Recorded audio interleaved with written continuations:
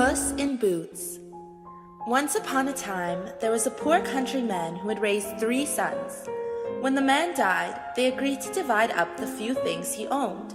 The oldest took his house, the middle son got his donkey, and the youngest son was left with only his father's cat, Puss. "What on earth will I do with a cat?" moaned the young man. He could barely keep himself fed and had nothing to offer a pet. Puss overheard the 3rd son and answered, "Don't worry, master. If you give me a sack and a pair of boots, you'll find that you have the most valuable thing your father ever owned." The youngest son, feeling that he had nothing to lose, gave the cat what he asked for. The cat put on the old pair of boots and took the sack to a place where he knew many fat rabbits came to find dinner.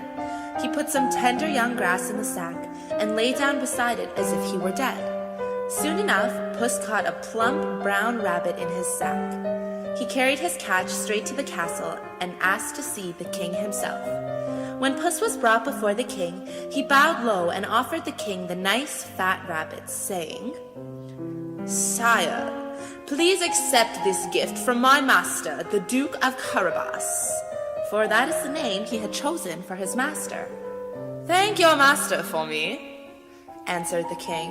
A few days later, the cat returned and gave the king a pair of fat white doves, and a few days after that, he brought a dozen quail eggs. For several weeks, Puss brought many gifts to the king, explaining that the presents were from the Duke of Carabas. The king was charmed by such a well-mannered cat and enjoyed the presents very much. But he was beginning to wonder about the cat's master. Who was the mysterious Duke of Carabas, and why had the king never heard of him? The king finally decided that whoever he was, the Duke was certainly a friendly and generous person. One day, the cat learned that the king and his daughter would be riding near the river. Puss went to see his master and told him to take off his shirt and breeches and stand in the river near the bridge at noon the next day. Trusting Puss, his master did everything he was asked.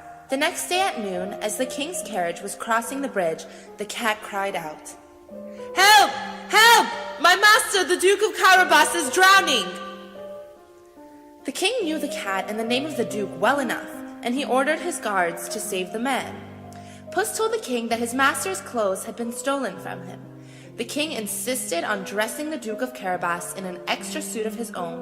The Duke was grateful and thanked the king for his kindness. He looked quite handsome in the fine clothes. The king's daughter, who was very beautiful, told him so. The king invited the Duke to ride with his daughter and him. As they rode happily in the carriage, the cat ran ahead of the royal coach, quite pleased with himself. As he ran ahead of the coach, Puss ordered every farmer and worker he met on the road, "You must tell the king the land you work on belongs to the Duke of Carabas. If you do not, the ogre who lives in that far castle will chop you into tiny pieces for stew." All the farmers and workers were very frightened of the ogre in the castle, so they all did what the cat asked. When the king stopped to ask whose land he was crossing, he heard, "The Duke of Carabas!" No matter how far he went. "You certainly do have a lot of land," the king said to the Duke. The princess smiled at him, and the Duke smiled back. He had no idea what was happening. He was just thinking how beautiful the princess was. At last, Puss came to the great castle, which really did belong to the ogre, and so did all the lands they had passed through. Puss knew all about the ogre. He went right into the castle and asked to see him. Soon enough, the cat was brought before the ogre. "It is said that you can take the shape of any animal you choose," said Puss to the ogre. "That you can, if you wish, turn yourself into a lion?" "True enough," said the ogre proudly, and he turned himself into a lion. The cat, seeing a fierce lion suddenly appear, was so frightened that he jumped onto a tall cupboard, but his boots slipped out from under him and he slid back down.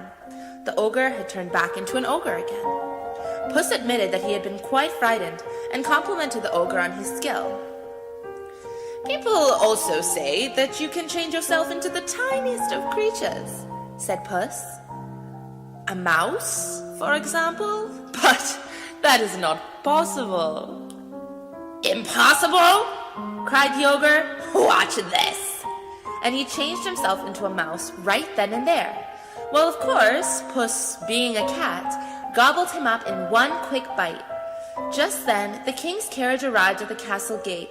Puss ran to meet it, saying, "Welcome, sire, to the castle of the Duke of Carabas."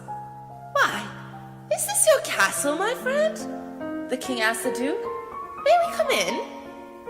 The Duke only smiled and turned to help the princess out of the carriage. At the cat's orders, the ogre's servants prepared a wonderful meal for the guests. While they ate, it was decided that the princess should marry the Duke of Carabas right away, since it was plain to see that they were in love.